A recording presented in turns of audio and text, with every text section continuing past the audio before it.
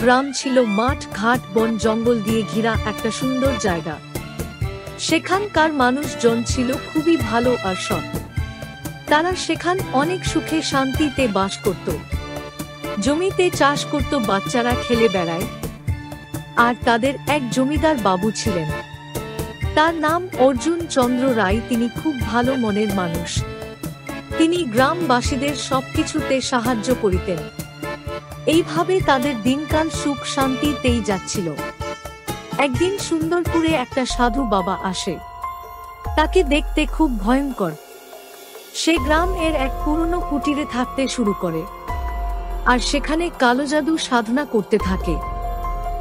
এইভাবে বেশ কিছু সময় পার হয়ে যায়, আর এই দিকে গ্রামবাসীদের উপর আসে দুঃখের ছায়া। একে একে তাদের গৃহপালিত পশু মারা যেতে শুরু করে।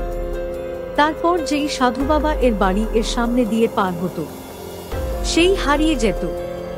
গ্রামবাসীরা সবাই একটা গাছের নিচে জমা হয়ে এই সব বিষয় নিয়ে আলোচনা করার জন্য জমিদার বাবু ও ছিলেন। জমিদার মশাই, এই সব কিছু শুরু হয়েছে যবে থেকে সাধু বাবা আমাদের গ্রামে এসেছে। সবাই মিলে ঠিক করলো যে সাধু বাবাকে গ্রাম থেকে বার করে দিবে। তার জন্য সকল গ্রামবাসীরা সাধু বাবা এর বাড়ি গেল। ওখানে যে সবাই যা দেখল, সবার শরীর ভয়ে জল হয়ে গেল। একটা প্রেত একটা বাচ্চাকে খাচ্ছিল। সকল গ্রামবাসীরা মিলে সাধু বাবাকে মারতে মারতে একটা গাছের কাছে নিয়ে যায়, আর সেইখানে তাকে আগুনে পুড়িয়ে দেয়। কিন্তু সাধু বাবা গ্রামবাসীদের অভিশাপ দিয়ে যায়। আমি আমার সব প্রেতদের এই গ্রামে ছেড়ে দিয়ে গেলাম। গ্রামের একটাও মানুষ বেঁচে থাকবে না।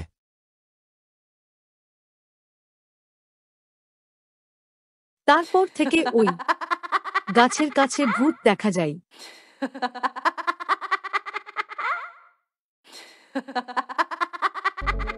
এই ঘটনা এরপর অনেক গ্রামবাসী গ্রাম ছেড়ে চলে যায়। কিছু সময় পার হয়ে যায়। এইভাবে এই মানুষজন সুন্দরপুর গ্রামে আসতেও ভয় পায়। সবাই বলে এই গ্রামে রাত কাটালে নাকি সে আর সকাল এর সূর্য দেখতে পায় না।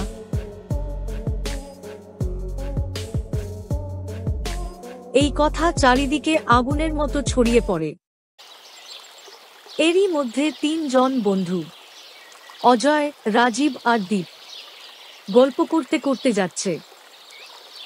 তোরা জানিস সুন্দরপুরে ভূত দেখা যায়? এই তুই এই সব ভূতের কথা বাদ দে তো, চল ওইখানে বসে গল্প করি। তিনজন একটা গাছের নিচে বসল।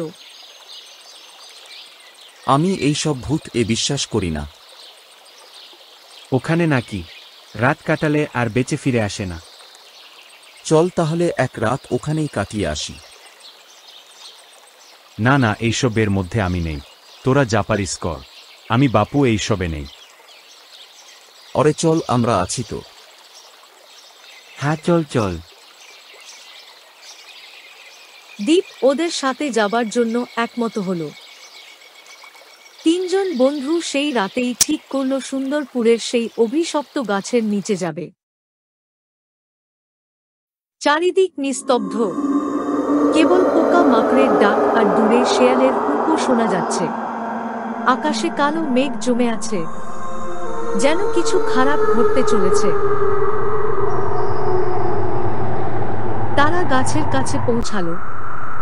গাছটা অদ্ভুত, গায়ের ছাল কালো হয়ে পোড়া পোড়া, আর গাছের ডালে ঝুলছে শুকনো লাল কাপড়ের টুকরো, যেন কেউ ইচ্ছা করে বেঁধে রেখেছে।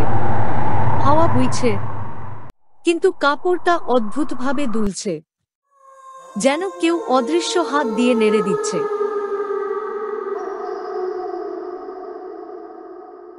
দেখলি, কিছুই তো নেই, সব ফালতু কুসংস্কার। রাজীব কিছু বলল না, শুধু গাছটার দিকে তাকিয়ে রইল। হঠাৎ তার চোখে পড়ল গাছের গোড়ায় এক জায়গা নড়ছে। তুই কি দেখছিস? ওটা কি ছায়া নড়ছে? তারা ধীরে ধীরে কাছে যেতেই দেখা গেল মাটি ফেটে বের হচ্ছে একটা কালো ধোঁয়া, আর তার মধ্যে অস্পষ্টভাবে ভেসে উঠছে মুখ, ফাঁপা চোখ, বড় বড় দাঁত আর কান্নার মতো একটা বিকট শব্দ। হঠাৎ ধোঁয়ার মধ্যে থেকে বেরিয়ে এলো কঙ্কালসার হাত, আর এক ঝটকায় রাজীবের পা ধরে টেনে নিতে লাগল মাটির নিচে। বাঁচা!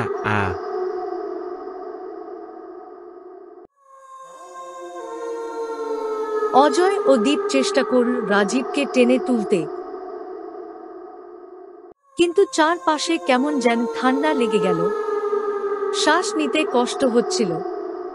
রাজীব ধীরে ধীরে ধোঁয়ার মধ্যে মিলিয়ে গেল, তার চিৎকার মিলিয়ে গিয়ে চারিদিক আবার নিস্তব্ধ হয়ে গেল। অজয় আর দীপ ভয়ে কাঁপতে কাঁপতে পিছিয়ে গেল, কিন্তু হঠাৎই পিছন থেকে শোনা গেল কারো গলা। গলার স্বর ভাঙা, কর্কশ, কিন্তু চেনা শোনাচ্ছে।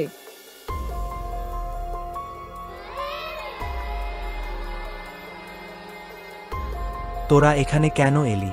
আমি তোদের শেষ রাত বানাতে এসেছি।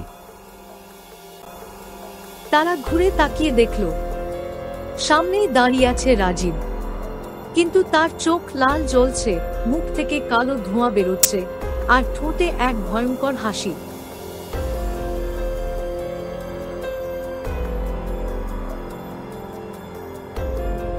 অজয় আর দীপ দৌড়াতে থাকে।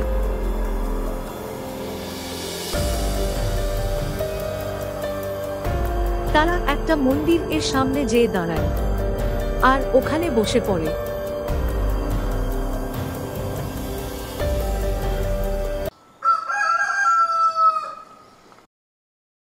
সকাল হয়ে যায়। কিছু চাষিরা মাঠের দিকে যাচ্ছিল, তখন তারা অজয় আর দীপকে দেখতে পায় আর তাদের সাহায্য করে।